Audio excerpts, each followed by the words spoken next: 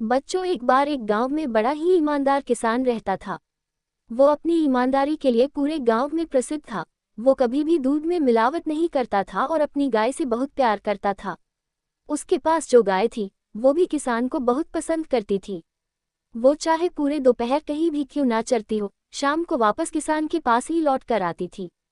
उस गाय का एक बछड़ा भी था और गाय अपने बछड़े से बहुत प्यार करती थी।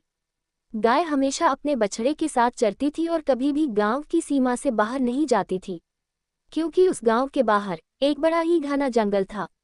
उस जंगल में एक बड़ी ही भयावह गुफा थी और उस गुफा के अंदर एक बड़ा ही खूंखार शेर रहता था। ऐसा कहा जाता था कि आज तक जो कोई भी उस जंगल में गया और जिसने भी उस शेर को देखा वो आज तक वापस नहीं लौटा, क्योंकि वो शेर इंसान हो या जानवर सबको बड़ी बेरहमी से मार कर खा जाता था। इसलिए उस किसान ने भी अपनी गाय को वहां जाने से साफ साफ मना कर रखा था। इसलिए गाय उस जंगल के आसपास भी नहीं भटकती थी और न ही उसका बछड़ा वहां कभी जाता था। लेकिन बच्चों, होनी को भला कौन टाल सकता है। एक दिन की बात है, दोपहर का समय था और किसान खाना खाकर सोया हुआ था। वही गाय अपने बछड़े के साथ बगल के खेत में घास चर रही थी। वे दोनों यूं ही घंटों घास चरते रहे और चरते चरते एक दूसरे से अलग हो गए। वे घास चरने में इतने लीन हो गए कि उन्हें इस बात का बिल्कुल भी ध्यान नहीं रहा कि वे कहाँ जा रहे हैं। बछड़ा तो फिर भी गांव में ही चर रहा था, लेकिन वो गाय गांव की सीमा से बाहर चली गई। वो घास चरने में इतनी लीन हो गई कि उसे जगह का पता ही नहीं चला और वो धीरे धीरे उस सुनसान जंगल की ओर बढ़ने लगी। कुछ देर बाद वो गाय घास चरते हुए उस जंगल के बीचों बीच चली गई और उस गुफा के पास पहुंच गई जहां वो शेर रहता था। इस बात से अनजान गाय शेर की गुफा के आसपास चरती रही और उसके चरने की आवाज से अंदर गुफा में सो रहे शेर की नींद खुल गई। फिर क्या था, शेर अपनी गुफा से बाहर आया और उसने गाय को देखकर बड़ी जोर से दहाड़ मारी। ये सुनकर गाय घबरा गई।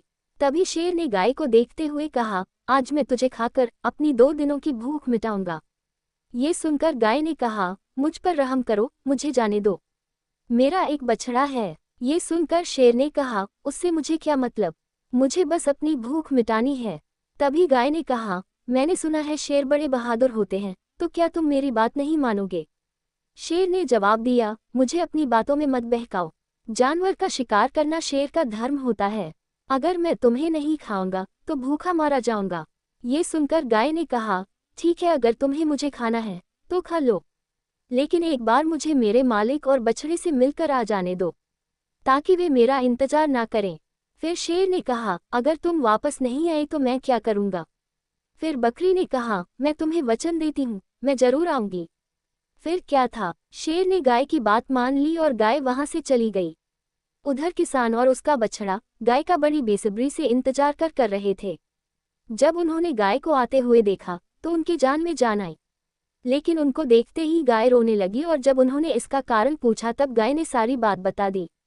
गाय ने कहा कि आज मेरा आप लोगों के साथ आखिरी दिन है, मैं कल मर जाऊंगी क्योंकि कल मुझे शेर खाने वाला है।